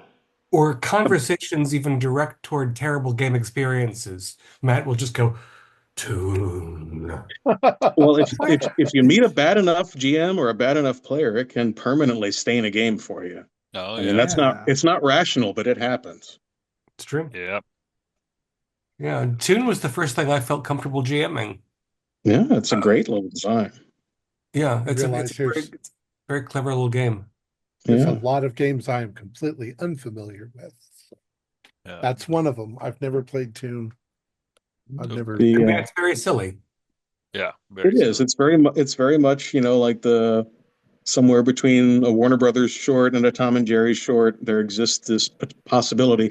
We used to use Toon in my GURPS days. We would do a 15-minute Toon short before the GURPS. Yeah, like we had a like a trailer or something, or like exactly a the little opening cartoon animation short before the feature. We would do a 15-minute Toon game to kind of get the sillies out of our system and get warmed up. It might be fun to do a 15-minute Toon reverse. game, and then we dive into the serious session for the night. It might be fun to do the reverse of that and have a 15-minute Toon game recapping what happened in the Toonos. Like they do with the Japanese cartoons, where they have those little, omakis at the end where they do weird stuff. The chibi, yeah. Chibi. That's the chibi versions of everyone. Yes. Yeah. That actually is a really good idea. A recap entirely in Toon. Yeah. Yeah. Well, Toon's a lovely thing. We've had some people put together some very clever and entertaining recaps, which we do every week. I recall Ken Trench made little movies where he dressed up as his detective and used a green screen and put backgrounds in. Oh, nice. Well, that's the extra mile. Yeah. Wow. Legendary. So doing one in Toon would be really funny. I've always wanted to be an animator, but I don't know how to animate. I always thought it would be fun. Very difficult. I suspect it's another one of those detail-oriented, step-by-step type of situations. I've only glanced at it myself. But I also imagine that if you're good at it, you could put together a simple Toon fairly quickly. Yeah, I've thought about it because back when I was still doing the Rhesus thing, and I was still planning on doing Rhesus Companion Second Edition. I wanted to do the Rhesus Companion podcast. And then I was thinking if I wanted to put that on YouTube, I would need something visual to go with the audio. And I was thinking if I could do some simple stick figure animations. So when all of that was an if, I looked at some of the tech involved and like, yeah, I can learn this. But then I didn't because Rhesus stopped being a concern. But so someday I'll do a Trusty GM podcast, and that'll be, that, and it won't have stick figures. Yeah.